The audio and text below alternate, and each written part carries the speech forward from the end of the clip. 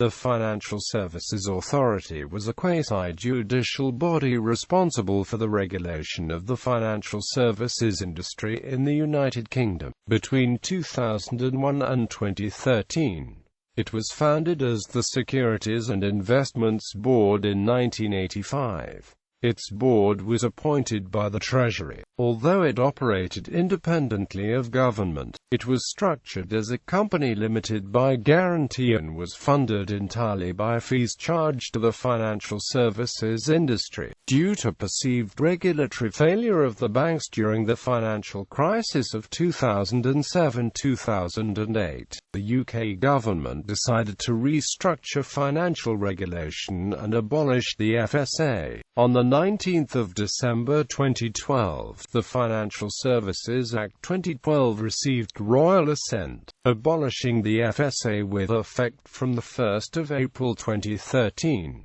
Its responsibilities were then split between two new agencies, the Financial Conduct Authority and the Prudential Regulation Authority of the Bank of England. Until its abolition, Lord Turner of Eccleswell was the FSA's chairman and Hector Sanz was CEO until the end of June 2012, having announced his resignation on the 16th of March 2012. Its main office was in Canary Wharf, London, with another office in Edinburgh. When acting as the competent authority for listing of shares on a stock exchange, it was referred to as the UK Listing Authority, and maintained the official list. History. The Securities and Investments Board Limited was incorporated on the 7th of June 1985 at the instigation of the UK Chancellor of the Exchequer, who was the sole member of the company and who delegated certain statutory regulatory powers to it under the then Financial Services Act 1986.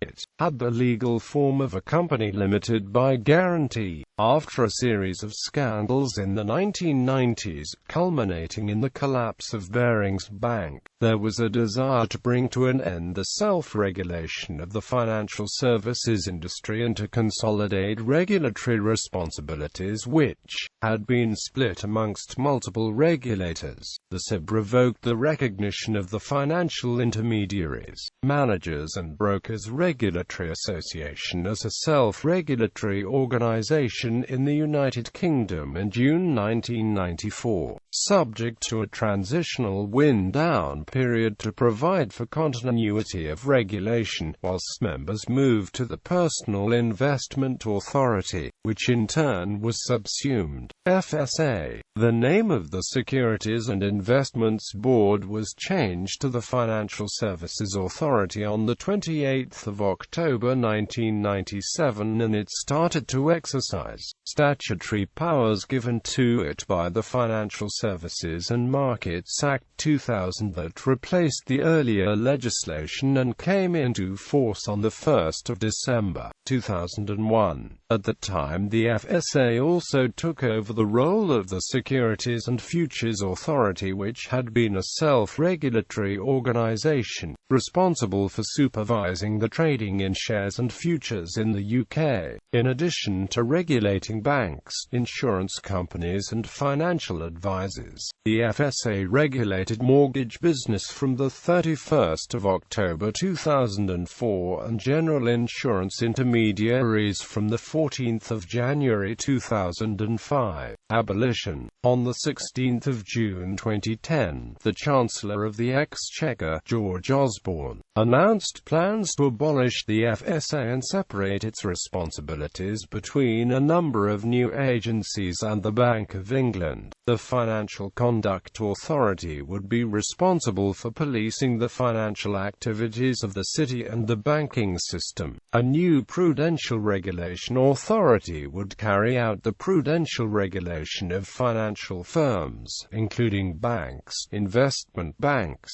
building societies and insurance companies. On the 19th of December 2012, the Financial Services Act 2012 received royal assent and came into force on the 1st of April 2013. The Act created a new regulatory framework for financial services and abolished the FSA. Specifically, the Act gave the Bank of England responsibility for financial stability, bringing together macro and micro-prudential regulation, and created a new regulatory structure consisting of the Bank of England's Financial Policy Committee, the Prudential Regulation Authority and the Financial Conduct Authority. The Financial Capability Division of the FSA broke away from the organization in 2010, and became known as the Money Advice Service. Activities. Scope. Companies involved in any of the following activities had to be regulated by the FSA: accepting deposits, issuing e-money, effecting or carrying out contracts of insurance as principal, dealing in investments, arranging deals in investments, regulated mortgage contracts, home reversion plans, or home purchase plans,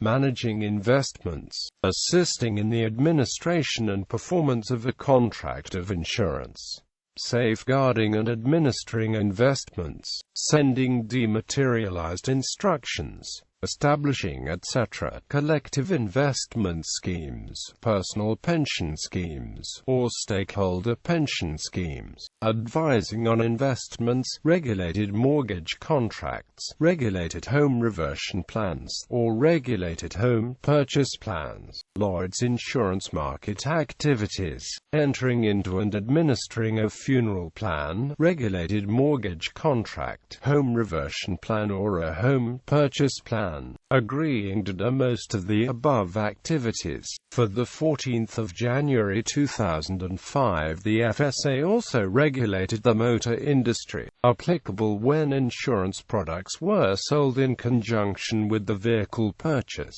This regulation, which covered around 5,000 motor dealers, focused heavily on the FSA's treating customers fairly, principles that were supposed to be representative of the motor dealer's trading style. Statutory objectives. The Financial Services and Markets Act 2000 imposed 4 statutory objectives upon the FSA: market confidence, maintaining confidence in the financial system, financial stability, contributing to the protection and enhancement of stability of the UK financial system, consumer protection, securing the appropriate degree of protection for consumers, and reduction of financial crime, reducing the extent to which it is possible for a business carried on by a regulated person to be used for a purpose connected with financial crime. The Financial Services Act 2010, which was passed by Parliament on 8 April 2010, gave the FSA the additional statutory objective of contributing to the protection and enhancement of the stability of the UK financial system, and removed the public awareness objective. Regulatory principles. The statutory objectives were supported by a set of principles of good regulation which the FSA had to have regard to when discharging its functions. These were efficiency and economy, the need to use its resources in the most efficient and economic way. Role of management. A firm's senior management is responsible for its activities and for ensuring that its business complies with regulatory requirements. This principle is designed to guard against unnecessary intrusion by the FSA into firms' business and requires it to hold senior management responsible for risk management and controls within firms. Accordingly, firms must take reasonable care to make it clear who has what responsibility and to ensure that the affairs of the firm can be adequately monitored and controlled. Proportionality. The restrictions the FSA imposes on the industry must be proportionate to the benefits that are expected to result from those restrictions. In making judgments in this area, the FSA takes into account the costs to firms and consumers. One of the main techniques they use is cost-benefit analysis of proposed regulatory requirements. This approach is shown in particular in the different regulatory requirements requirements applied to wholesale and retail markets. Innovation, the desirability of facilitating innovation in connection with regulated activities. For example, allowing scope for different means of compliance so as not to unduly restrict market participants from launching new financial products and services. International character, including the desirability of maintaining the competitive position of the UK. The FSA takes into account the international aspects of much financial business and the competitive position of the UK. This involves cooperating with overseas regulators, both to agree international standards and to monitor global firms and markets effectively. Competition. The need to minimize the adverse effects on competition that may arise from the FSA's activities and the desirability of facilitating competition between the firms it regulates.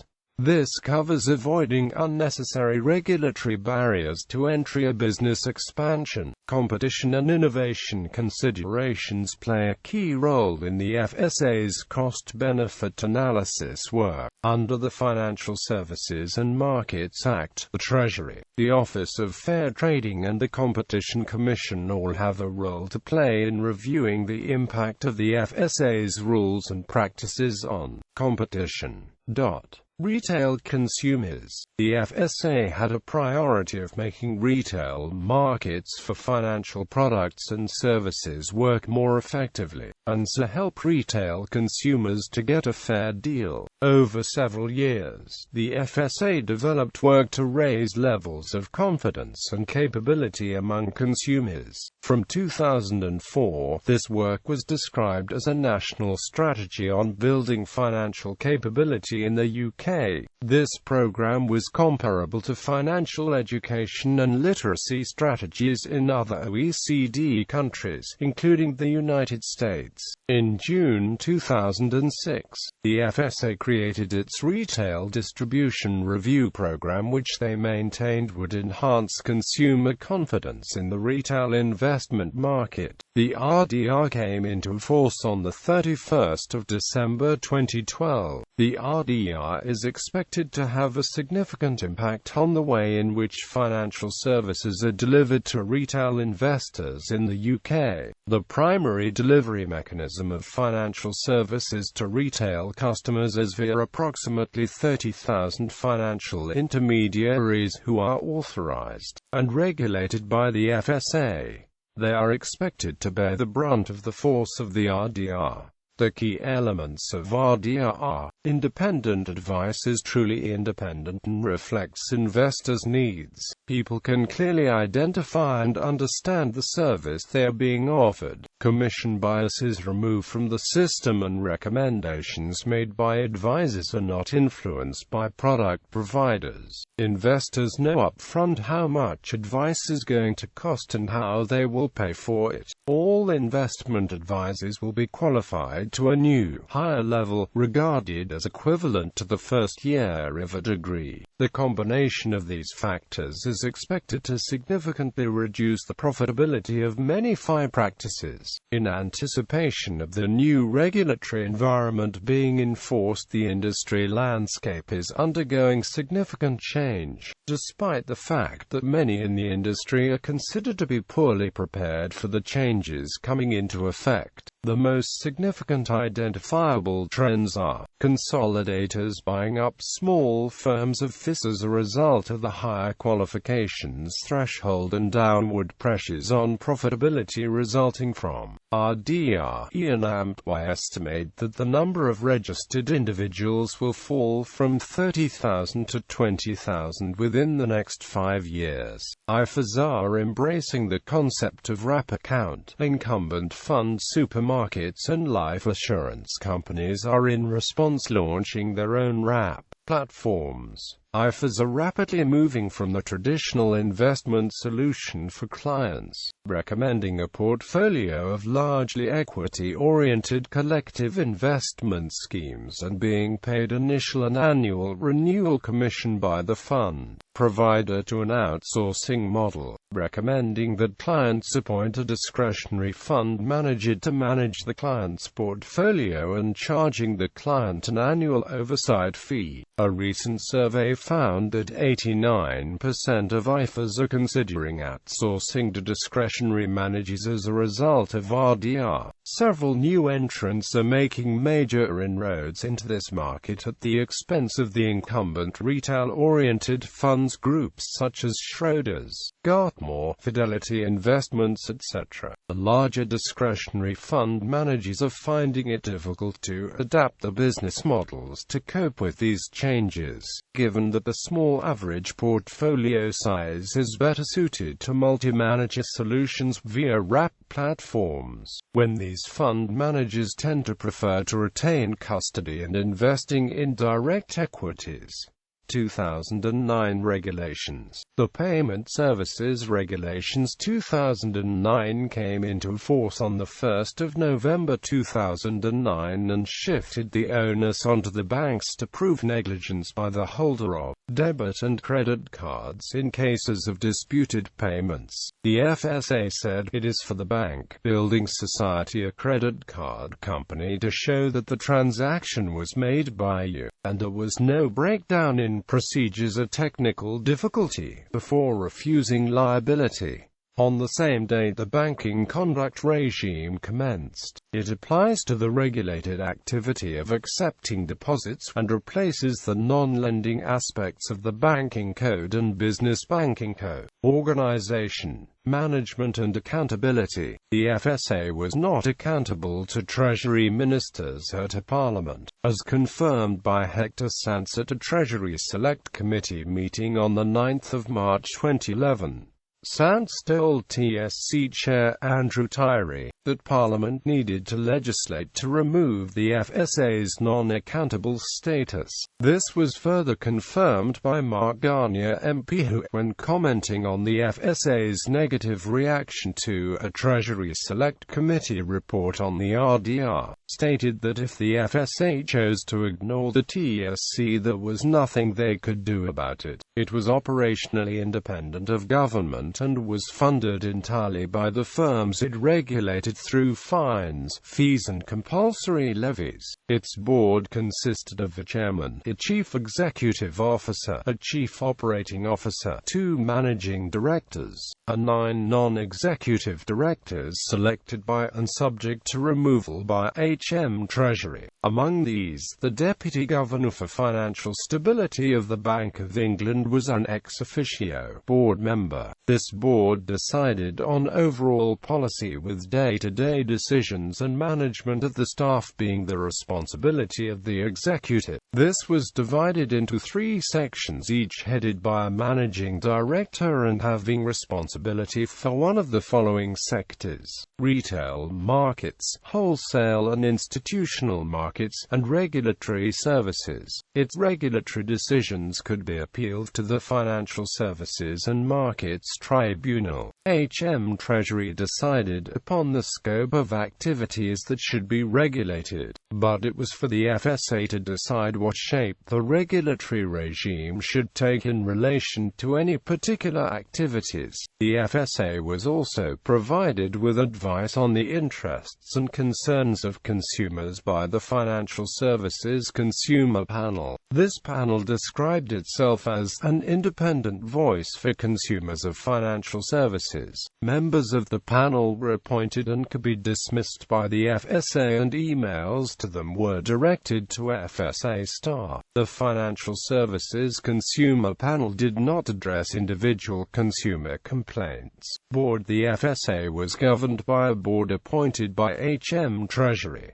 The members of the board at the time of abolition were: Adair Turner, Executive Chairman; Deputy Chairman, vacant, following resignation of Sir James Crosby; Andrew Bailey, Managing Director, Prudential Business Unit; Martin Wheatley, Managing Director, Conduct Business Unit; Leslie Titcomb, Acting Chief Operating Officer, the FSA; Carolyn Fairburn, Non-Executive FSA Board Member, Director of Strategy and Development at ITV plc; Peter Fisher, Non-Executive FSA Board Member, Managing Director of BlackRock; Brian Flanagan, Non-Executive FSA Board Member, formerly a Vice President of Mars Inc.; Karen Forsacki, Non-Executive FSA Board, formerly CEO of Carnegie Investment Bank AB; Sir John Grieve, Non-Executive FSA Board Member, Deputy Governor, Financial Stability of the Bank of England; Professor David Miles, Non-Executive FSA Board Member, Managing Director and Chief UK Economist at Morgan Stanley; Michael Slack, Non-Executive FSA Board, Director of the British Insurance Brokers Association; Hugh Stevenson, Non-Executive FSA Board Member, Chairman of the FSA Pension Plan Trustee Limited; Mick McAteer, Non-Executive FSA Board Member, Director, Financial Inclusion Centre.